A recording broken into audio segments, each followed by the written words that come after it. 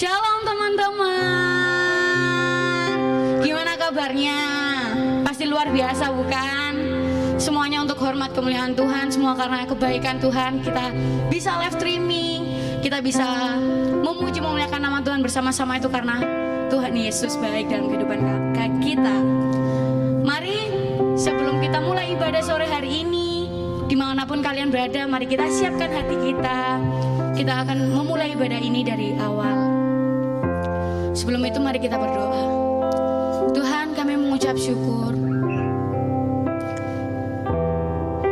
Bukan karena kuat gagah kami Tuhan, kami bisa beribadah dimanapun kami berada, tapi semuanya karena kebaikan-Mu Tuhan. Ini hidup kami Tuhan yang haus akan Engkau. Ini hidup kami Tuhan yang bisa kami berikan untuk-Mu.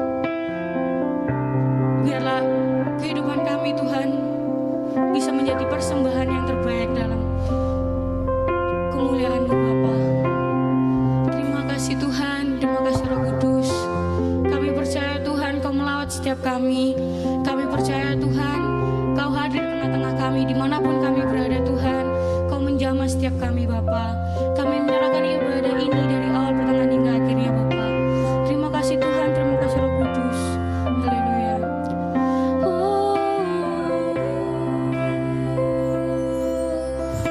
Syukur.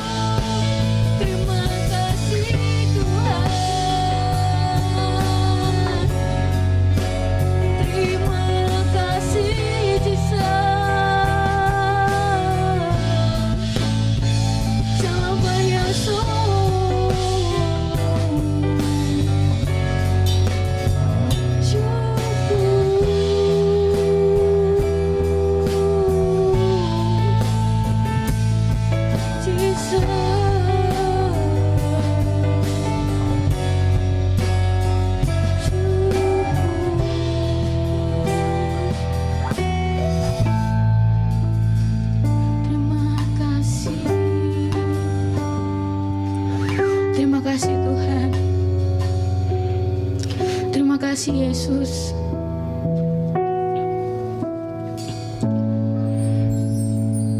Cuma ini yang bisa kami persembahkan untuk-Mu. Biarlah Tuhan persembahan kami. Kami tahu Tuhan, persembahan kami gak seberapa sama apa yang Tuhan beri dalam kehidupan kami. Mungkin kami hanya bisa mempersembahkan hati kami yang hancur. Mungkin tubuh kami yang sudah rusak. Mungkin kami hanya mempersembahkan segala permasalahan yang ada dalam kehidupan kami. Yang kami punya hanyalah hidup kami, Tuhan. Pakailah hidup kami sebagai alat-Mu. Kau yang terindah dalam kehidupan kami, Tuhan. Terima kasih Kau telah hadir dalam kehidupan kami, mengubah segala sesuatu yang rusak, merubah segala sesuatu yang mungkin gak pernah kami duga, Tuhan. Kau membuat segalanya indah, Yesus. Terima kasih, Tuhan. Kau yang terindah di dalam hidup ini. Tiada Allah Tuhan yang seperti Engkau, besar perkasa penuh kemuliaan. Kau yang termanis di dalam hidup ini. Ku cinta Kau lebih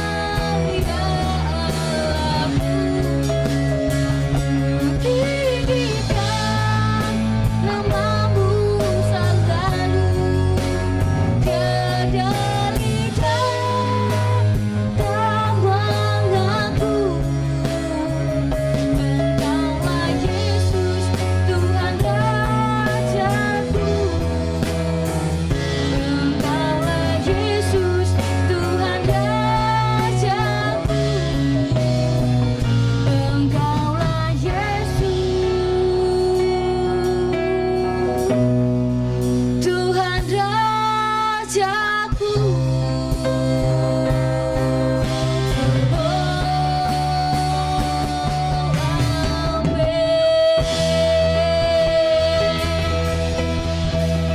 Terima kasih Tuhan, terima kasih Yesus. Tiba saatnya kami akan memuji, memuliakan nama-Mu yang lebih lagi Tuhan. Yang siap untuk memuji Tuhan katakan amin.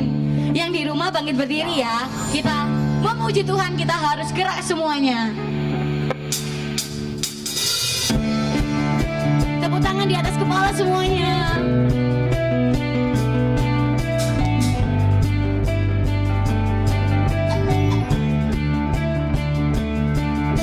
Tak terbayang kebesaran-Mu dan tak terbanding kekuatan-Mu Tuhan.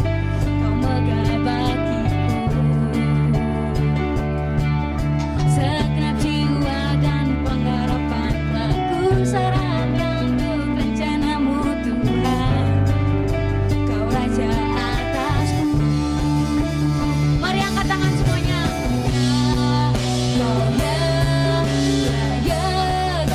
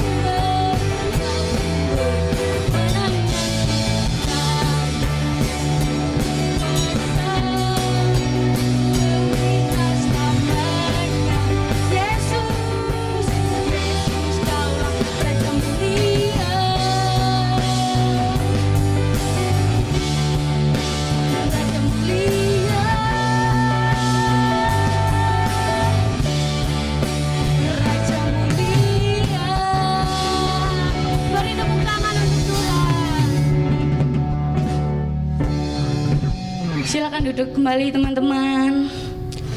Mari kita siapkan hati kita. Kita akan mendengarkan firman Tuhan.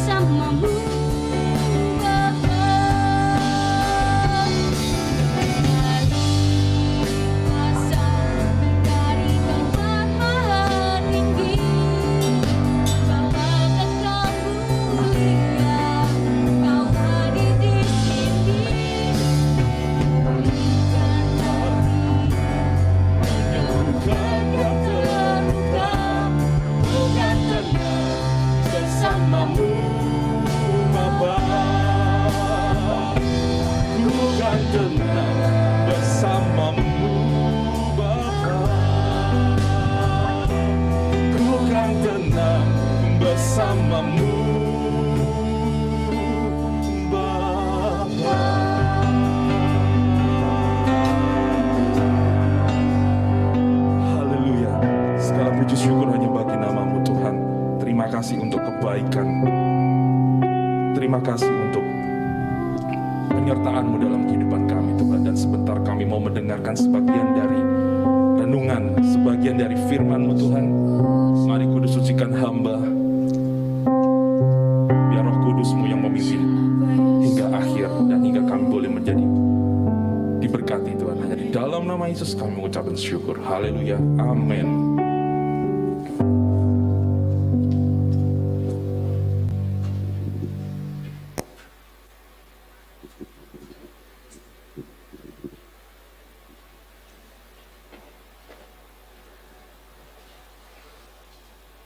Shalom teman-teman. Ya.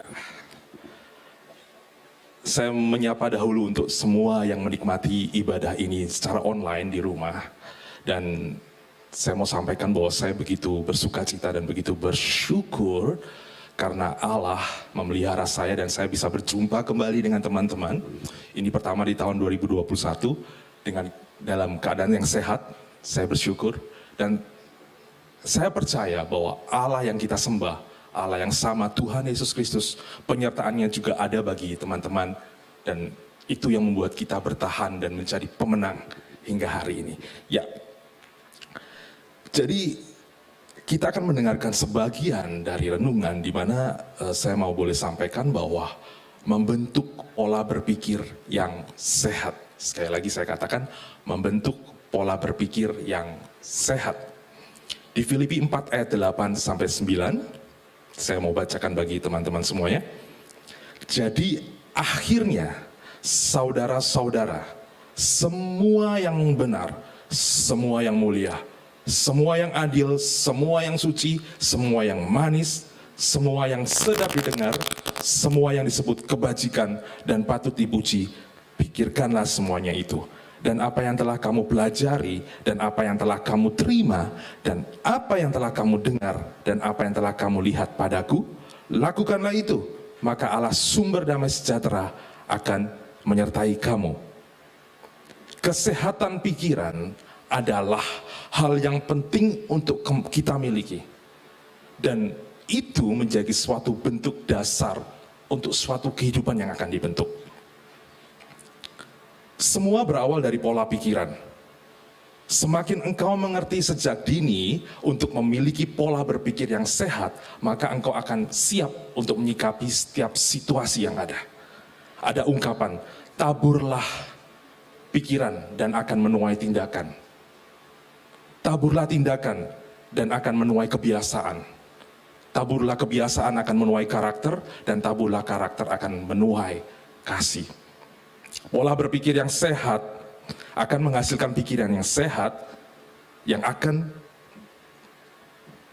terwujud dalam suatu kebaikan yang diwujudkan dalam kasih. Dan dalam situasi pandemi saat ini teman-teman, kesehatan pikiran itu adalah satu faktor utama ya kalau saya sampaikan untuk membuat kita juga memiliki, untuk mensupport kita untuk memiliki kesehatan secara fisik dan juga kesehatan secara spiritual. Saya mengutip salah satu cerita dari hamba Tuhan, pernah cerita begini. Suatu kali Tuhan mengizinkan setan untuk membawa pandemi ini ke dalam suatu kota. Dan diizinkan untuk menewaskan 100 orang. Gitu kan. Tapi ternyata yang tewas adalah 1000 orang. Wow, lantas Tuhan menegur si setan. Setan, kan gua lu izinin untuk menewaskan 100 orang doang. Tapi kenapa ini 1000? Terus kemudian si setan menjawab, Tuhan, saya melakukan yang benar, saya menewaskan 100 orang.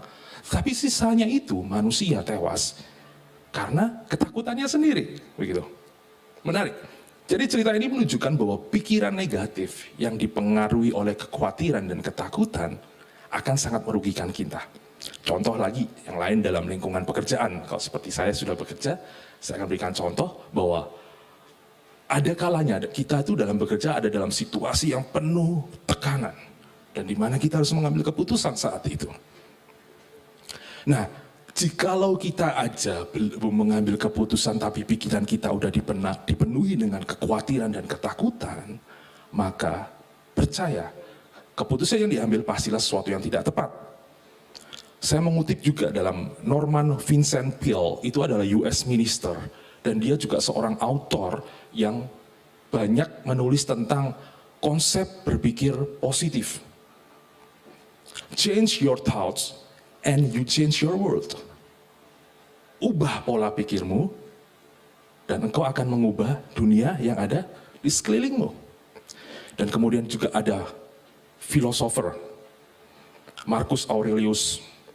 The happiness of your life depends of the quality of your thoughts. Kebahagiaan dalam hidup kita, hidupmu, tergantung dari kualitas pola berpikir kita. Jadi teman-teman, sudah seharusnya kita memiliki pola berpikir yang sehat untuk menghasilkan pikiran yang sehat dan untuk menghasilkan pikiran yang benar. Amsal 23 ayat 7a dikatakan bahwa sebab seperti orang yang membuat perhitungan dalam dirinya sendiri, demikianlah ia. Kita akan menjadi orang-orang seperti apa yang kita pikirkan. Jadi begitu penting pola pikiran kita. Roma 12 ayat yang kedua. Janganlah kamu menjadi serupa dengan dunia ini, tetapi berubahlah oleh pembaruan budimu, sehingga kamu dapat membedakan manakah kehendak Allah, apa yang baik, yang berkenan kepada Allah dan yang sempurna. Tuhan menghendaki kita, teman-teman, memiliki pikiran yang terkontrol dengan kuasa Roh Kudus. Tentunya pola pikir kita semuanya itu semata-mata kalau kita mau berubah, itu semua karena kuasa firman Tuhan. Beberapa senjata iblis yang sering digunakan dalam kehidupan manusia, itu sifatnya itu selalu menyerang ke psikologis atau kejiwaan. Artinya banyak orang, banyak anak-anak muda, banyak teman-teman saya yang tidak bisa memaksimalkan potensi dalam kehidupannya karena punya pemikiran yang buruk terhadap dirinya. Belum-belum sudah punya pikiran buruk. Begitu. Jadi orang yang memandang dirinya buruk, ya akan ada akibat yang negatif. Ada dua akibat negatif. Yang pertama, orang yang memandang dirinya secara buruk, yang pertama akan melumpuhkan potensi di dalam hidupnya. Banyak orang, atau ya saya bilang banyak teman-teman saya pun yang memendam karunia rohaninya yang sebenarnya Allah sudah berikan pada dirinya. Tidak digunakan mungkin karena merasa minder. Contoh, diminta melayani untuk memuji. Kamu punya suara yang baik, kenapa kamu tak gunakan untuk memuji Tuhan? Aduh, sorry, suara saya fals. Sebenarnya suara saya ini kurang enak, kurang pas. Atau contoh yang lain, Anda diminta untuk melayani dalam sekolah minggu, direspon seperti ini. Waduh, muka saya ini seperti kriminal. Khawatir nanti malah anak-anak takut pada lari, nangis semua. Begitu.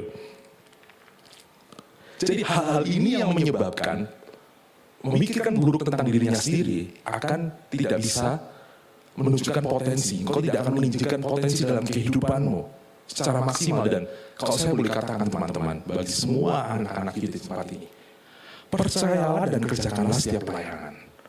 Terlebih saat engkau diminta untuk melayani dalam satu bidang, karena engkau ada potensi di situ.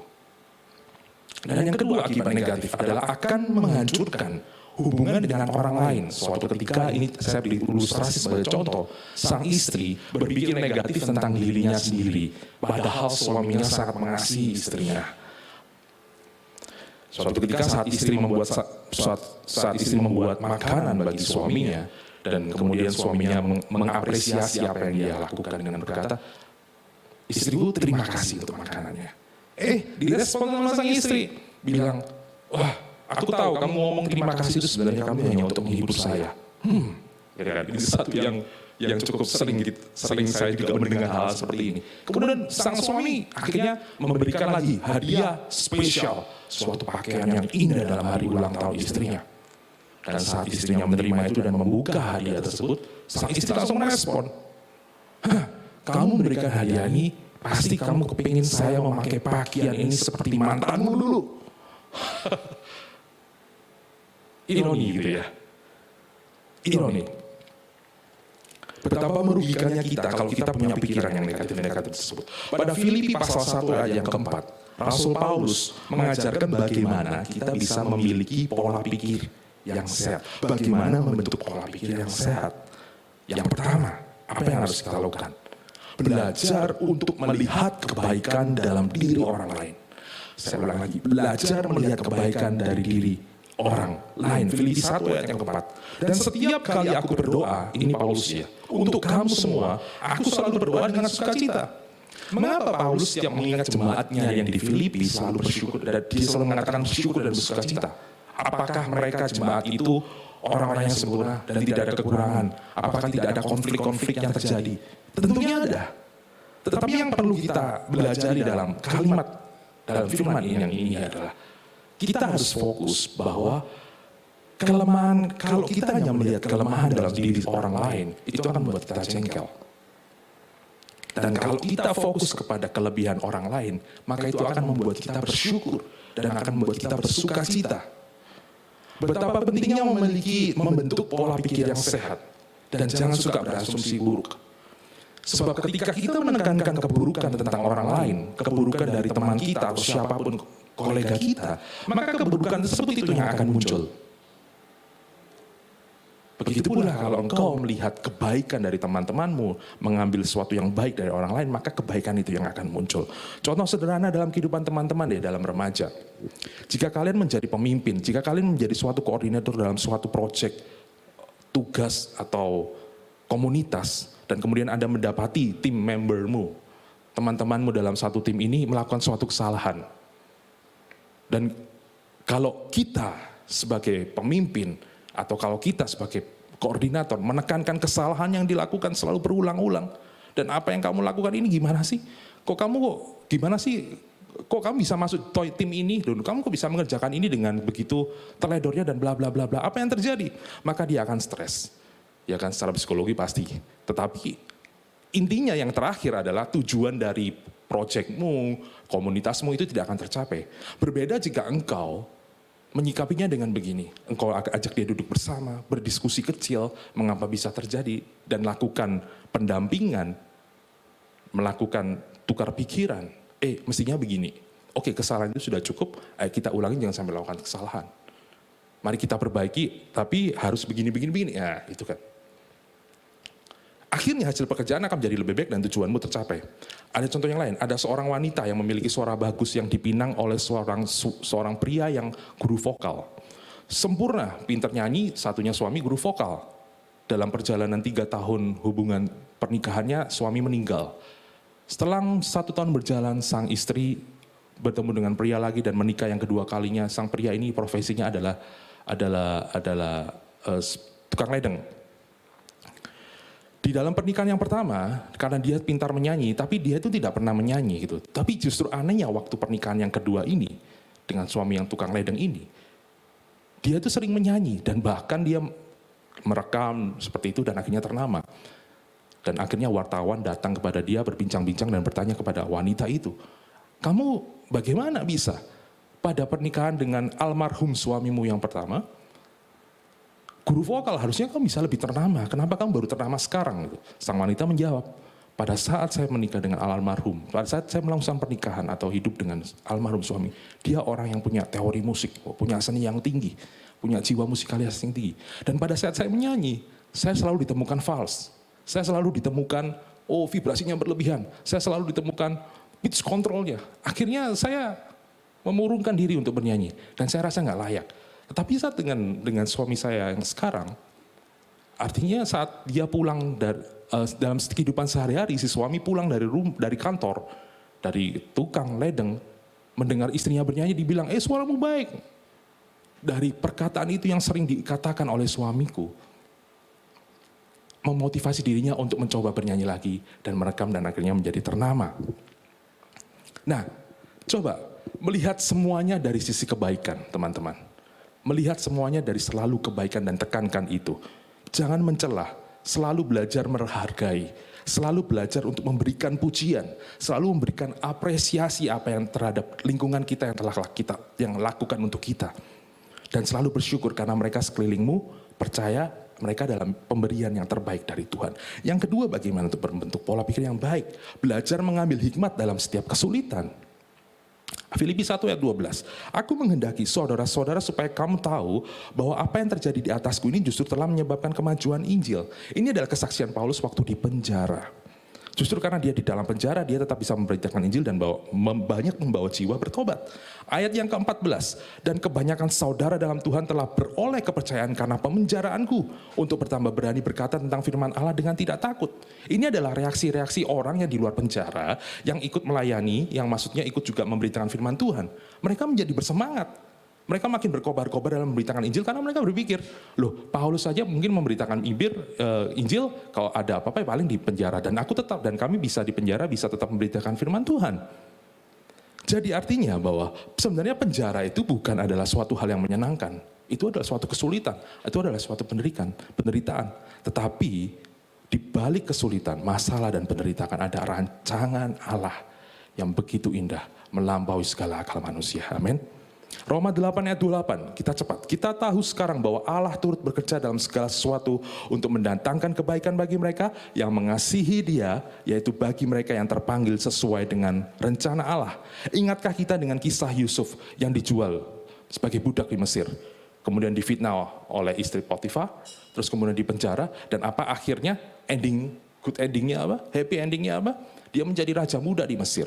Dan sekitar itu, waktu itu diceritakan juga saudara-saudaranya datang mendengar dan menjadi takut. Jadi teman-teman, yang saya tekankan adalah jangan takut dan tetap percaya di dalam setiap kesulitan dan penderitaan ada rencana Allah yang indah bagi kita semua. Di masa-masa pandemi ini tidak hanya Anda saja yang, maksudnya kita tidak sendiri merasakan kesulitan itu. Kita semua merasakan hal yang sama, kesulitan. Tetapi tentulah ada rencana Tuhan yang tidak pernah kita pikirkan. Apa sih yang sebenarnya Tuhan mau ajarkan bagi kita? Percayalah bahwa di balik awan ada mentari, dan sehabis hujan ada pelangi, dan tak selamanya mendung itu kelabu. Kesulitan akan Tuhan rubah menjadi kemenangan. Kutuk dirubah menjadi berkat. Ketika kita percaya dan melibatkan Tuhan dalam segala aspek kehidupan kita, maka Dia akan memberikan jalan keluar yang terbaik. Ada kisah tentang satu lagi, seorang Japanese, orang Jepang, namanya Soichiro Honda. Teman-teman mungkin pernah membaca biografinya secara singkat. Dia dulu sebelum berkarya melamar dalam suatu perusahaan Toyota, dan kemudian ditolak. Dan akhirnya dia singkat cerita memutuskan diri, akhirnya dia membuat sendiri, merangkai sendiri sepeda, akhirnya diberi motor, dan akhirnya dikasih merek Honda. Dan lihatlah karyanya hari ini sampai ke kendaraan roda 4 dan banyak digunakan oleh masyarakat. Kalau kita melihat di sini ada keindahan waktu ditolak, waktu dia mencoba melamar satu perusahaan. Andai kata dia tetap diterima di situ, dia seumur hidup juga nggak akan bisa seperti ini. Esensinya adalah bahwa sebenarnya bukan perkara kita mau kerja ikut orang atau kita kerja sendiri, tetapi bagaimana kita memiliki hikmat untuk melihat bahwa setiap kesulitan penderitaan yang ada, itu akan ada berkat. Kita tidak pernah tahu ya di situasi sekarang akan ada terobosan apa yang Tuhan mau berikan kepada kita. Yang terpenting kita percaya, kita tetap peka, kita tetap ulet, kita tetap tekun dalam pimpinan dan petunjuk Tuhan, dan Dia Allah akan mengangkatmu tinggi. Yang ketiga, belajar bertekun hingga kegagalan dirubah menjadi keberhasilan. Filipi 2 ayat yang kelima, hendaklah kamu dalam hidupmu bersama menaruh pikiran dan perasaan yang terdapat juga dalam Kristus Yesus. Kita harus memiliki pikiran dan perasaan yang sama seperti Yesus. Saat Yesus mati, terlihat dia waktu dulu, saat Yesus mati terlihat bahwa dia adalah orang yang gagal. Tamat riwayatnya, tetapi pada hari ketiga dia bangkit kembali, dan dia kalahkan maut, dan orang-orang percaya Dia adalah Tuhan yang bisa mengalahkan kematian. Saya percaya kita yang beriman kepada Kristus, kadangkala orang melihat kita adalah suatu orang gagal gitu ya. Tapi teman-teman, untuk itu saya sampaikan lagi di yang ketiga, belajar bertekun hingga kegagalan itu dirubah menjadi keberhasilan. Singkat, Amsal 24 ayat 16, sebab 7 kali orang benar jatuh, namun ia bangun kembali. Tetapi orang fasik akan roboh dalam bencana. Daud orang yang pernah gagal karena perzinahan. Petrus pernah gagal karena menyangkal Tuhan, tetapi mereka bangkit kembali. Para juara bukan orang yang tidak pernah kalah, ya, tapi para juara itu orang yang tidak pernah menyerah dalam situasinya. Tuhan menetapkan langkah-langkah orang yang hidupnya berkenan kepadanya. Apabila dia jatuh, dia tidak akan jatuh sampai tergeletak. Percaya ini, karena tangan Tuhan yang menopang. Mungkin kita saat ini dalam situasi yang terburuk. Dan kalau kita dalam ring tinju, saya mau sampaikan ke teman-teman bahwa kita boleh ke knockdown, tapi kita tidak boleh ke knockout. Karena apa? Tangan Tuhan yang menopang. Jadilah orang yang gigih dalam kehidupan ini dan jadikan setiap kegagalan itu adalah suatu proses untuk membentukkan karaktermu yang lebih baik. Untuk menjadikan kau lebih ulet. Untuk menjadikan kau lebih gigih, tekun. Fokus. Dan tidak pernah mau berhenti. Saya mengutip suatu cerita. Ada seorang anak sekolah yang bodoh gitu ya. Pada suatu kali kepala sekolah memberikan surat kepada dia untuk diberikan ke ibunya. Dan singkat cerita, anak itu memberikan surat itu kepada ibunya dan dia bertanya kepada ibunya, "Ibu, si kepala sekolah kasih surat isinya apa?" Ibunya berkata begini, "Kepala sekolah ini ngatain kamu ini orang terlalu pintar dan guru-guru ini kewalahan untuk mengajari kamu. Jadi mulai hari ini dan ke depan kamu tidak perlu bersekolah lagi karena ibu yang harus mengajari kamu." Wah, anaknya itu menjadi senang. "Oh, no problem, Mami. Oke, kita besok belajar sama Mami." Dan seketika itu dia masuk proses diajar ibunya. Akhirnya anak ini menjadi sukses dan menjadi salah satu penemu berhasil. Dan menurut kisahnya saat ibunya meninggal, dia membongkar salah satu box dan menemukan surat itu dan dikatakan di mana bahwa kepala sekolahnya mengatakan bahwa anak ini terlalu bodoh dan tidak ada guru yang bisa mengajar. Tetapi oleh ibunya dibacakan secara positif dan dikerjakan melalui ketekunan. Itulah menunjukkan bagaimana pola berpikir yang sehat bisa merubah dari bukan apa-apa menjadi apa-apa. Dalam dunia ini kita harus tetap melihat sudut pandang yang baik dalam perspektif ilahi. Bukan dari sudut pandang manusia, maka engkau akan menjadi berkemenangan. Yang terakhir, yang keempat, saya undang semua pemuji dan pelayan pemusik. Belajar menghargai berkat kecil dalam kehidupan. Filipi 4 ayat yang keempat. Bersukacitalah senantiasa dalam Tuhan. Sekali lagi kukatakan bersukacitalah selalu dalam Tuhan. Paulus ada dalam penjara, tetapi dia tetap bersukacita dalam Tuhan. Dan dia menghibur orang yang di luar penjara. Dia tidak khawatir, selalu bersyukur dan berterima kasih. Orang yang pikirannya sehat adalah orang yang belajar menghargai berkat kecil dalam kehidupan. Kalau kita bicara berkat Tuhan, itu bukan berkat yang spektakuler. Bukan berkat yang luar biasa. Bukan berkat Tuhan yang harus yang hebat, begitu ya. Tapi kalau yang biasa disyukuri, maka itu menjadi berkat yang luar biasa. Ada kuasa dalam pengucapan syukur. Bukan karena keluarga sudah harmonis dan tidak ada masalah, maka baru kita bersyukur. Tetaplah senantiasa bersyukur supaya keluarga kita akan harmonis. Bukan karena kita punya uang banyak baru kita bersyukur, tetapi tetap senantiasa bersyukur agar berkat-berkat Tuhan, penyediaan Tuhan akan tetap mengalir dalam kehidupan kita. Bersyukur untuk hal yang kecil dalam kehidupan teman-teman. Kadang kita lupa satu hal, bahwa tubuh kita ini punya jantung dan paru-paru. Kebayang gak, pernah ngitung gak paru-paru mengempis berapa kali dalam satu hari? Dan hitung dengan umurmu saat ini. Pernah ngitung gak jantung memompa 60-80 kali dalam 1 menit? Berjuta-juta dalam 1 jam. Dan kalau saya usia 36 tahun, berapa kali? Bagaimana luar biasanya kita memiliki organ tubuh itu. Syukuri hal yang kecil, teman-teman. Miliki pikiran yang sehat dan isi pikiran dengan firman Tuhan selalu. Mari, mulai saat ini, pikirkan semua yang benar, pikirkan semua yang suci. Baca setiap hari firman Tuhan.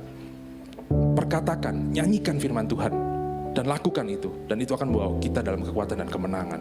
Jangan isi kepala ini dengan hoax atau berita-berita negatif.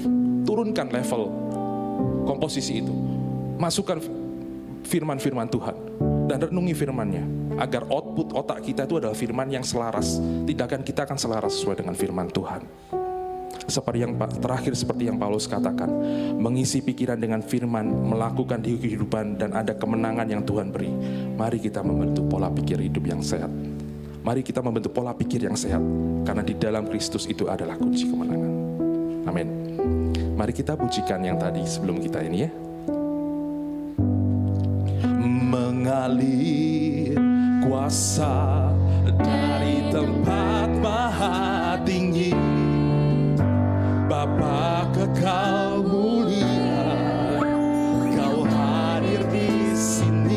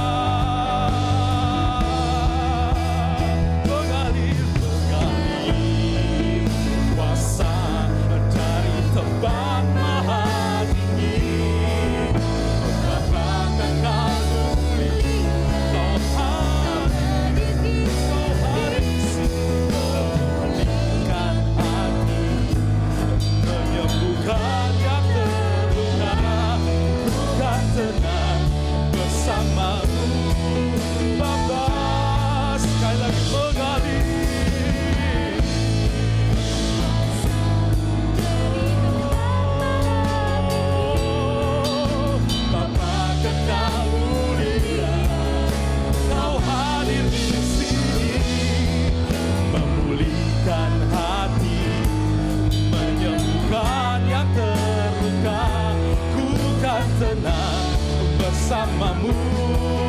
Bapa, kami akan tenang bersamamu Tuhan. Ku kan tenang bersamamu Bapa.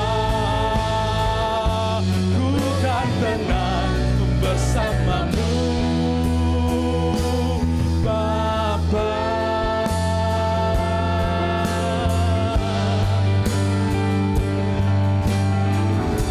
Saya berdoa bagi teman-teman saat ini. Tuhan,